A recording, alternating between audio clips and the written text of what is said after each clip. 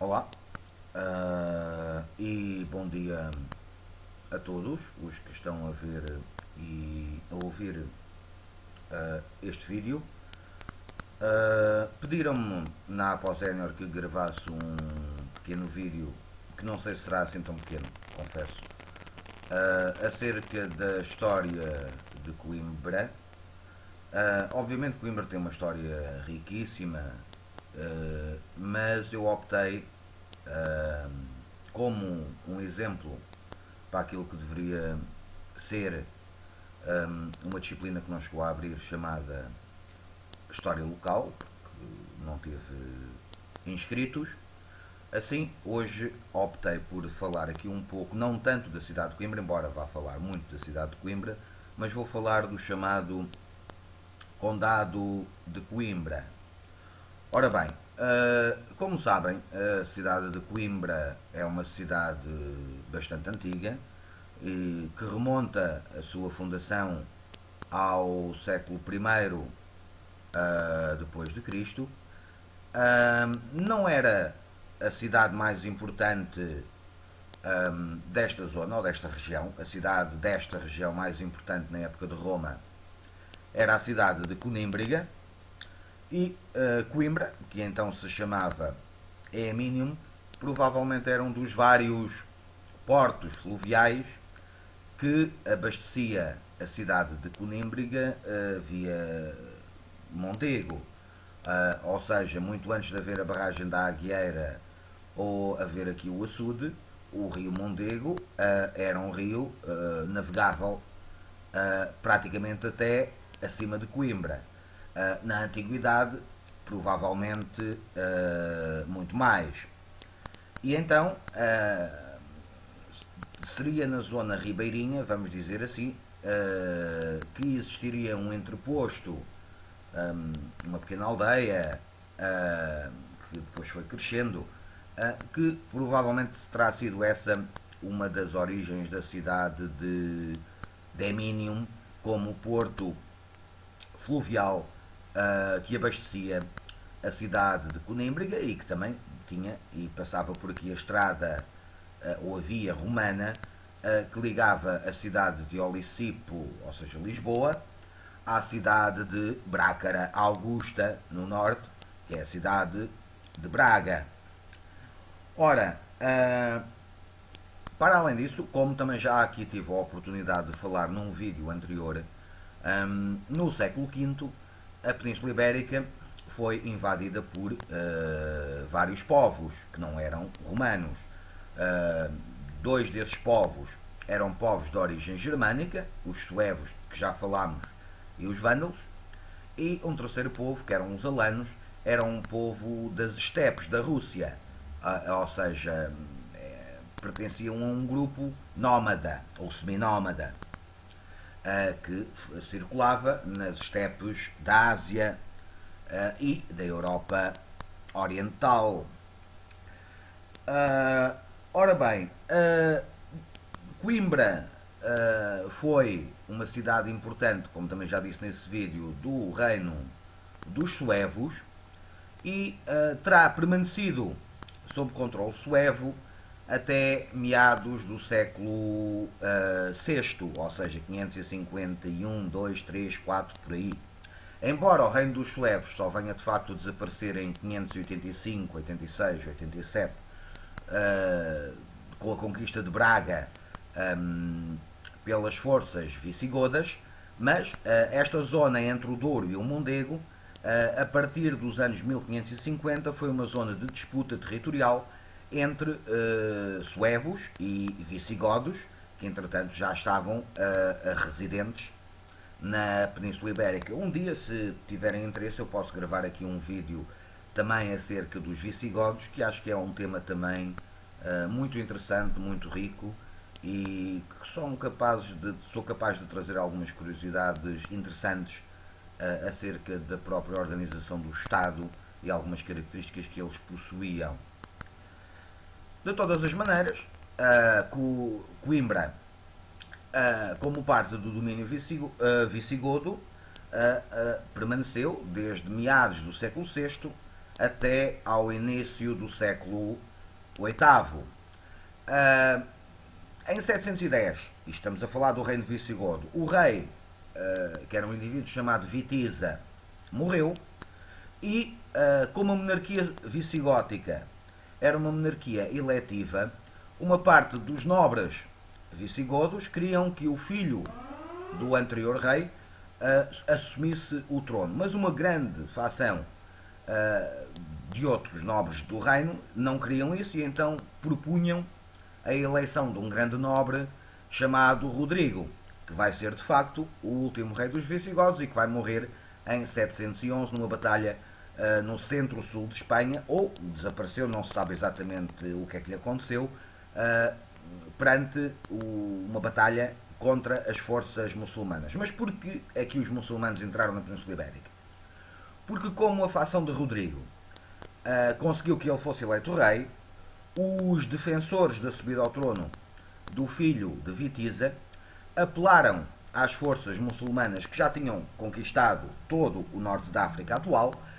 para entrarem na Península Ibérica e os ajudarem a colocar no trono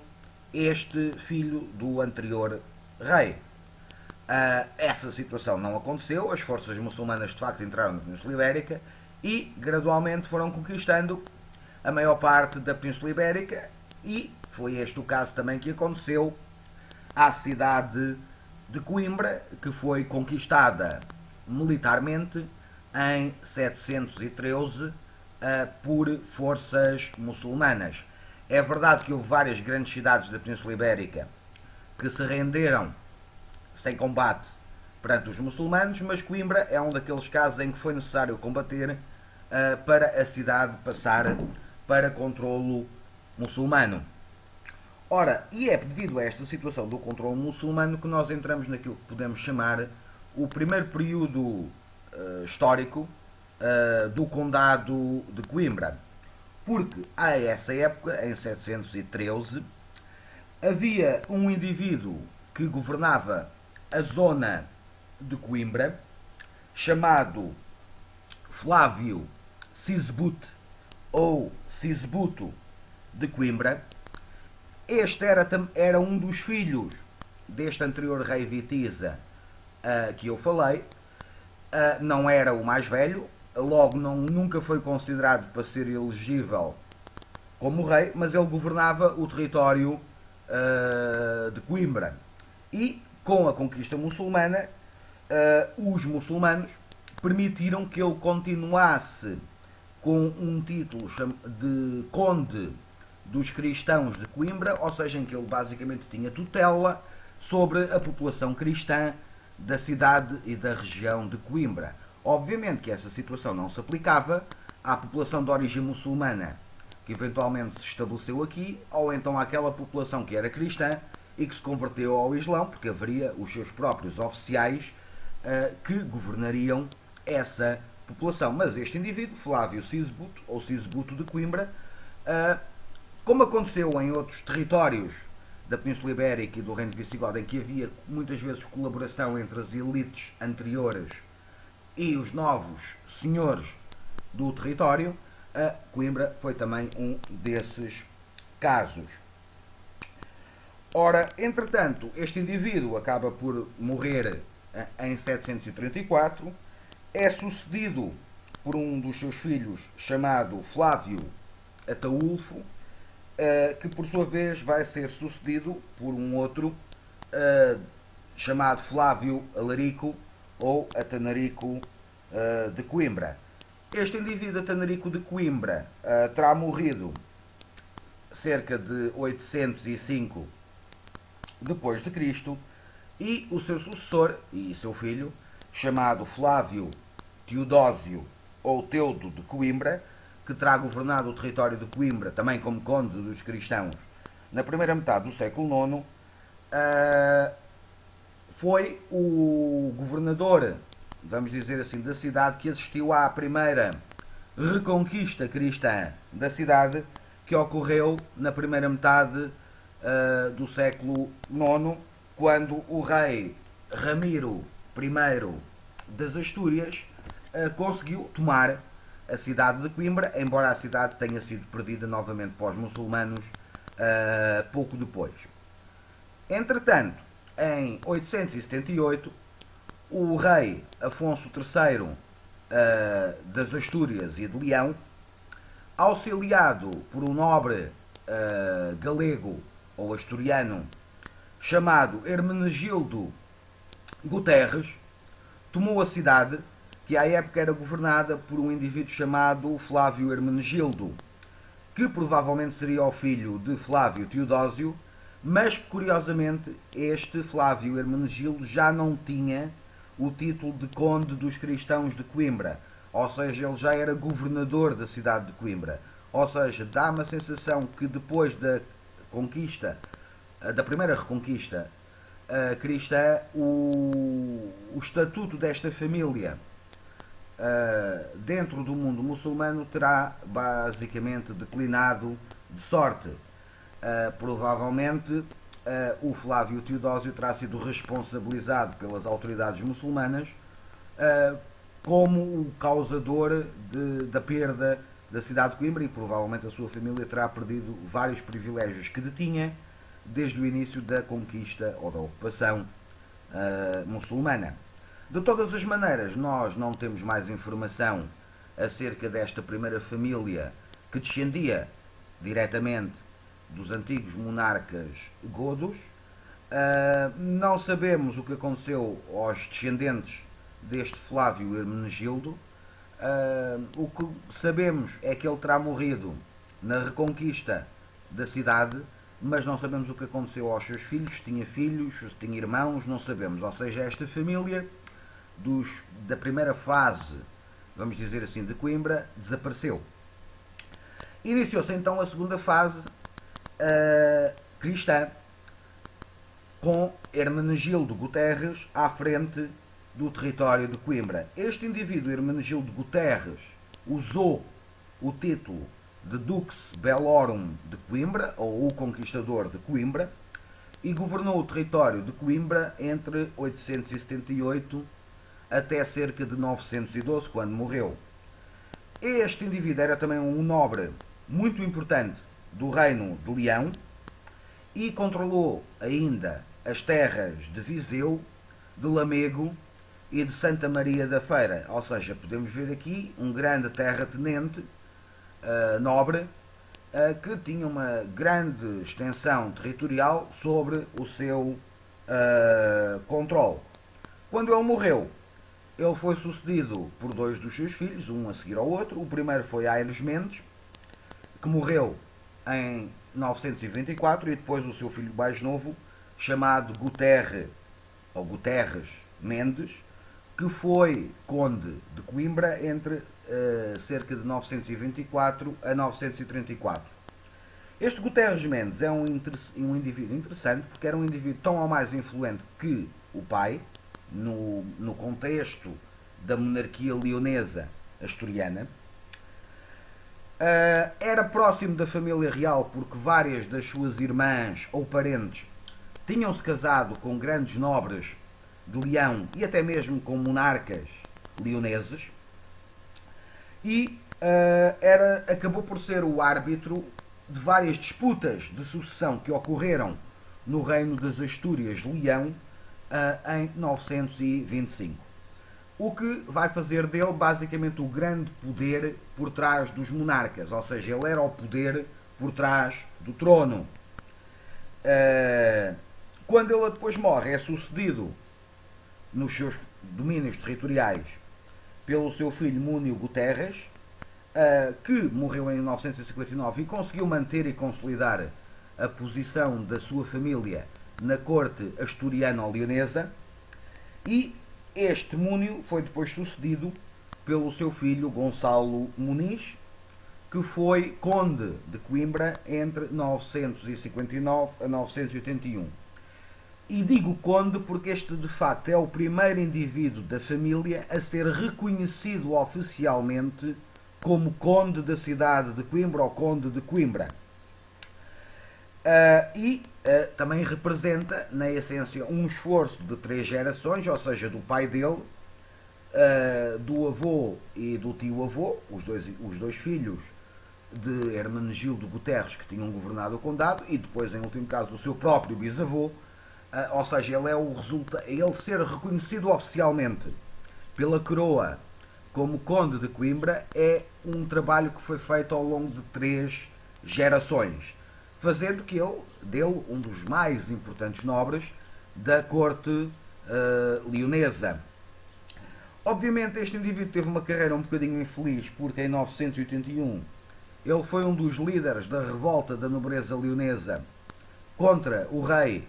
Bermudo III de Leão, e não se sabe exatamente o que é que lhe terá acontecido, mas provavelmente terá sido morto em combate contra as forças leais ao monarca. O condado passou então para o seu filho Múnio Gonçalves, que governou o território entre 981 a 987 como pertença ainda do Reino de Leão, mas em 987 um comandante militar muçulmano de Córdoba, chamado Almansor, desencadeou uma campanha militar no sudoeste da Península Ibérica no sentido de reconquistar os territórios que tinham sido perdidos pelo Califado de Córdoba. Ele, em 987, ele chega à zona de Coimbra. O conde Múnio Gonçalves, que estava desentendido, vamos dizer assim, com o monarca por causa do que tinha acontecido ao seu pai, precisamente, e dele ter sido morto na guerra entre os nobres e o rei, o conde Múnio Gonçalves basicamente colabora diretamente com os muçulmanos de Almansor, entregando o território de Coimbra ao domínio muçulmano, e como recompensa depois ele vai ser mantido no cargo de governador da cidade até à sua morte em 1017, sendo ainda que ele participou ativamente no ataque a Santiago de Compostela e a várias terras a norte da linha do Mondego, que foram pilhadas ou destruídas pelas tropas muçulmanas de Almansor, provavelmente como uma forma de se vingar da morte do seu pai durante o conflito anterior entre a coroa e a nobreza leonesa. Depois da morte dele, o último membro desta família que foi governador da cidade de Coimbra e do território de Coimbra foi um indivíduo chamado Gonçalo Froilaz, que terá morrido cerca de 1034, e depois da sua morte não conhecemos mais indivíduos da família que tenham assumido o poder. Isto pode-se dever a várias circunstâncias. A primeira de todas, porque o Califado de Córdoba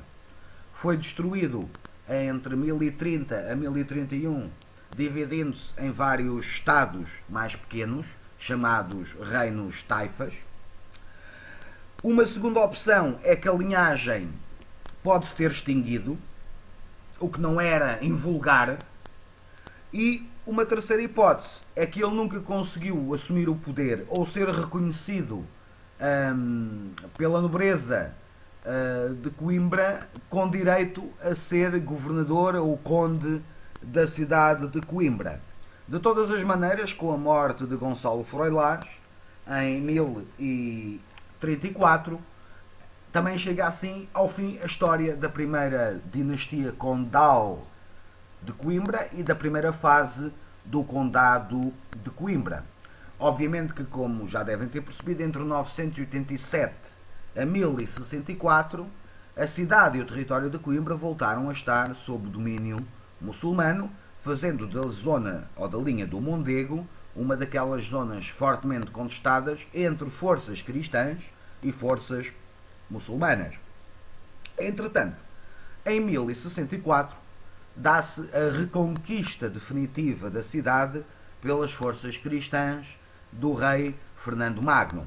Ora, Fernando Magno era um dos monarcas mais importantes, e foi um dos monarcas mais importantes do século XI ibérico, e consta que quem o terá convencido a atacar a cidade de Coimbra e a reconquistar a cidade foi um moçárabe chamado Cisnando Davides, que fora educado em Córdoba, depois mudou-se para Sevilha,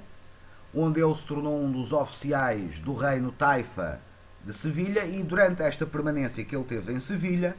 ele terá também conhecido o Rodrigo Dias de Vivar, conhecido na história ibérica como El Cid Campeador, que na altura também passou uma série de anos no Taifa de Sevilha a trabalhar para o monarca desse reino, e nesse período de tempo, tanto Cisnando Davides como El Cid ter-se-ão conhecido e ter-se-ão tornado amigos. A reconquista da cidade, como disse, foi a 27 de dezembro de 1064, e o rei Fernando Magno, como recompensa pelos esforços de Cisnando Davides, concedeu-lhe o governo do condado de Coimbra, embora ele nunca tenha tido o título de conde, como acontecia antes. Ou seja, ele sempre aparece referenciado nos documentos como cônsul ou como alfaiázil. Ou seja, ele nunca usa a titulária de conde. De todas as maneiras, Cisnando estendeu o seu governo a toda a linha do Mondego, porque eram moçárabes. Ou seja, quem eram os moçárabes? Os moçárabes eram um grupo da população cristã que vivia em várias partes da Península Ibérica e que, quando se deu a conquista muçulmana, eles continuaram a ser cristãos. Só que eram cristãos que viviam sob domínio ou governo muçulmano. Ou seja, eles não se converteram ao islamismo, mas eram cristãos, porque o Islão, à época, tinha uma capacidade de tolerância que infelizmente nos dias de hoje parece já não possuir. Mas isso é um outro tema completamente diferente. De todas as maneiras, por ele ser um moçárabe, por a região de Coimbra e a região da Beira, em geral, das beiras, ou seja, tanto aquilo que nós hoje conhecemos como a beira litoral, como a beira alta, como a beira baixa, era uma zona com uma grande população moçárabe. Isso permitiu a Cisnando exercer o seu controlo sobre a região, porque ele também era um moçárabe. Para além disso, como ele tinha vivido uma parte da sua vida no reino de Sevilha, ele conseguia ter boas relações diplomáticas com os reinos muçulmanos do sul, nomeadamente o reino de Badajoz e o reino de Sevilha, o que lhe permitiu basicamente ter as fronteiras controladas e sem grande stress. Para além disso, ele vai fazer também uma grande obra de construção ou de reconstrução de vários castelos da linha do Mondego, nomeadamente o Castelo de Coimbra, o Castelo de Lausanne, o Castelo de Montemoro Velho, o Castelo de Penacova, o Castelo de Penela, por exemplo. São todos obras em que esteve a mão de Cisnando Davides, mas mais importante do que a defesa deste território, Cisnando Davides é importante porque, por um lado, ele manteve-se afastado das influências do condado portucalense a norte, e também manteve-se afastado da nobreza portuguesa, daquilo que será Portugal do norte, que estavam em constante disputa interna dentro do Reino de Leão e chegando-se a revoltar mesmo contra a coroa. Cisnando Davides teve a sagacidade de evitar esse tipo de proximidade com os condes de Portugal e com a nobreza do Douro, vamos dizer assim. Obviamente, ele vai governar até 1091, que é quando ele morre, e para além de ser o responsável pela defesa, pacificação e povoação deste território, que era bastante extenso, foi mais relevante porque ele reorganizou, em termos económicos, toda esta zona, tornando Coimbra um grande centro económico e, ao mesmo tempo, onde a cultura moçárabe teve um último período de glória na realidade da Península Ibérica. Obviamente ele depois ainda casa com uma nobre portucalense chamada Loba Nunes, que era a filha do último conde de Portugal e que tinha sido morto numa revolta contra a coroa, e desse casamento nasceu uma filha chamada Elvira Cisnandes, que se vai casar depois também com um indivíduo da nobreza do norte chamado Martim Muniz de Ribadouro, que acaba por ser o sucessor de Cisnando à frente do Condado de Coimbra. Mas tem uma diferença interessante. Dos poucos documentos que nós temos de Martim Muniz de Ribadouro, para o período em que ele é Conde de Coimbra, entre 1091 a 1093, ele assina os documentos como Conde, ou seja, ele não vai assinar como Cônsul ou como Alfaiázil, como o Segnando fazia. Provavelmente porque ele não pertencia à população moçárabe, ele não era um moçárabe, ele era um nobre hispânico, não moçárabe. De todas as maneiras, o Martim Muniz de Ribadouro está há pouco tempo à frente do condado. Porquê? Porque, entretanto, o rei Afonso VI de Leão e Castela conseguiu que a cidade de Lisboa, de Santarém e de Sintra fossem entregues ao seu governo pelo rei de Badajoz.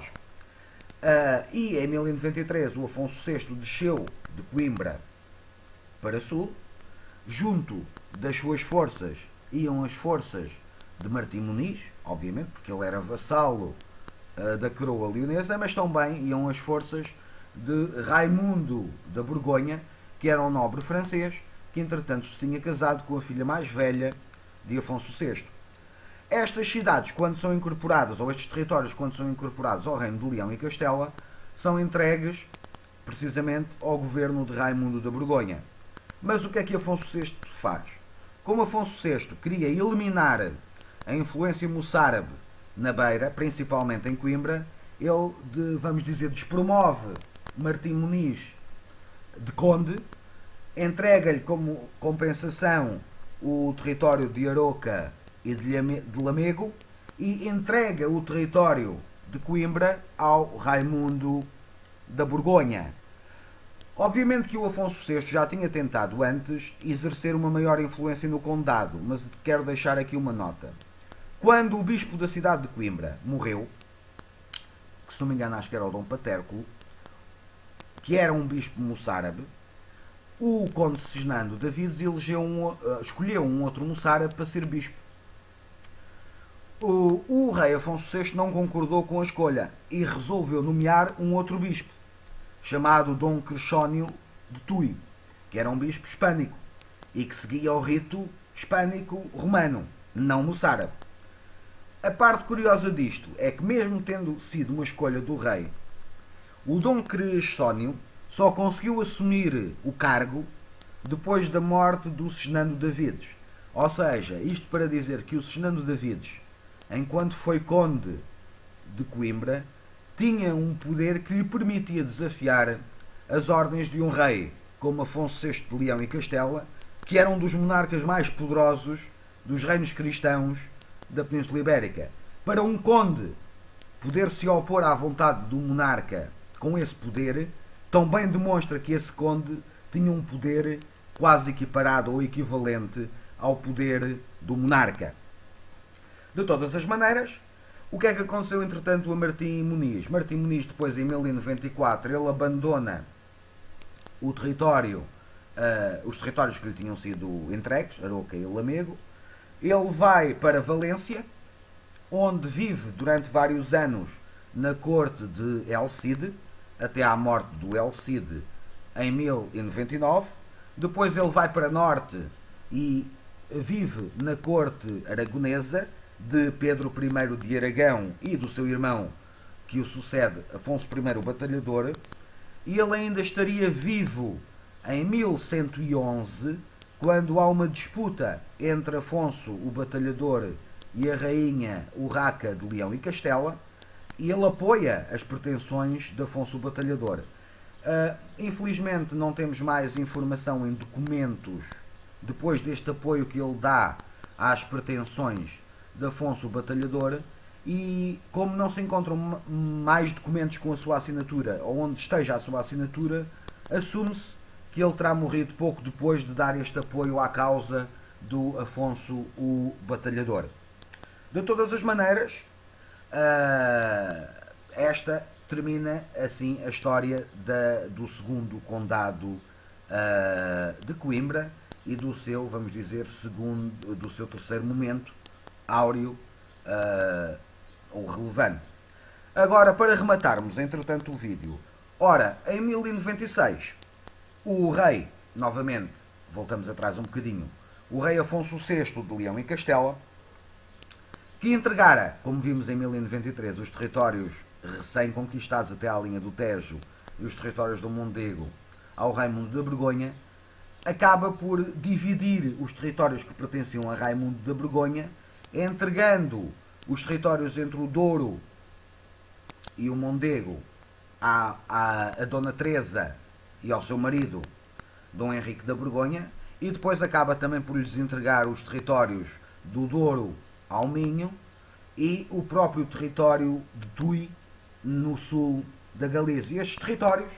são entregues a Dona Teresa e ao seu marido,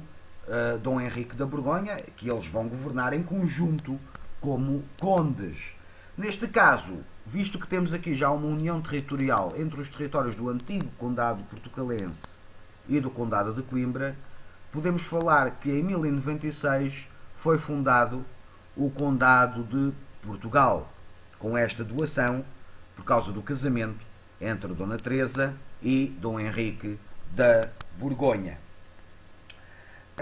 Entretanto, em 1111, Dona Teresa e Dom Henrique dão carta de foral à cidade de Coimbra e fazem daquela zona onde está atualmente a universidade, que era o castelo da cidade, fazem do castelo de Coimbra uma das suas residências. Entretanto, como sabem, o Dom Henrique da Borgonha morre em 1112 e é Dona Teresa que vai continuar a governar o Condado de Portugal até 1128, quando as suas forças são derrotadas em São Mamede e é o seu filho, Afonso Henriques, que assume o governo do Condado Portucalense. Uma curiosidade acerca de Dom Afonso Henriques é que ele nunca usou o título de conde, como o pai tinha, mas usou sempre o título de príncipe, ou seja, de princeps. Ou seja, ele nunca, não vemos um único documento da época de Afonso Henriques com o título de conde. É sempre príncipe. E mais tarde, duque, ou grão-duque, e eventualmente até rei. A partir de 1139 aparecem um ou dois documentos já com ele a designar-se como rei, embora nós saibamos que ele só é reconhecido oficialmente como rei por Leão e Castela em 1143 devido ao Tratado de Zamora, e só muito mais tarde, em 1179, pela bula Manifestis Probatum do Papa Alexandre, é que ele é reconhecido oficialmente pela Igreja ou reconhecido como rei de Portugal de direito. De todas as maneiras, acerca de Afonso Henriques, ainda uma nota: em 1131, Dom Afonso Henriques transferiu a capital do Condado de Portugal de Guimarães para Coimbra, ficando depois, já na primeira fase da nossa independência, Coimbra ficou como a capital do Reino de Portugal e vai desempenhar um papel muito importante na formação daquilo que será o futuro Reino de Portugal. E este é uma última nota que eu queria deixar, e com esta nota terminamos também a história do Condado de Coimbra como entidade autónoma ou independente dentro dos vários domínios que existiam na zona de fronteira entre os reinos cristãos do norte e os territórios muçulmanos a sul, e que é uma parte da nossa história. Tanto a história de Coimbra, do Condado de Coimbra, como a história do Condado Portucalense, é uma parte da nossa história que muitas vezes não é desenvolvida ou tratada pessoalmente com a profundidade que devia ser tratada. Porque as ações tanto dos governantes de Portugal, como vimos agora a ação de Segismundo Davides em Coimbra, e até de outros seus antecessores, demonstra-nos que já havia uma vontade clara da nobreza que vivia nos territórios mais ocidentais, de uma certa autonomia, de uma certa aspiração à independência. Por isso, quando se constrói aquele mito que foi Afonso Henriques eventualmente do Henrique, que trouxe a ideia, o conceito francês da independência da nobreza, etc. Se a gente virmos bem aquilo que nós conhecemos antes da chegada desses cavaleiros franceses, como o Raimundo da Borgonha ou como o Henrique da Borgonha e outros, nós começamos a constatar que na parte ocidental da Península Ibérica, que era território da coroa leonesa,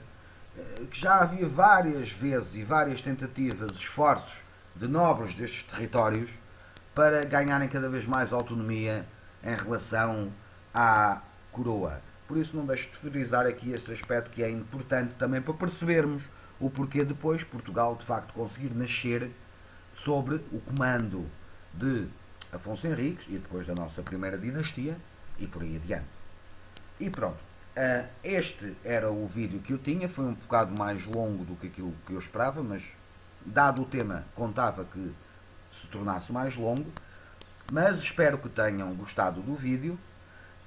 Quero agradecer a vossa presença ou terem estado a ver ou ouvir e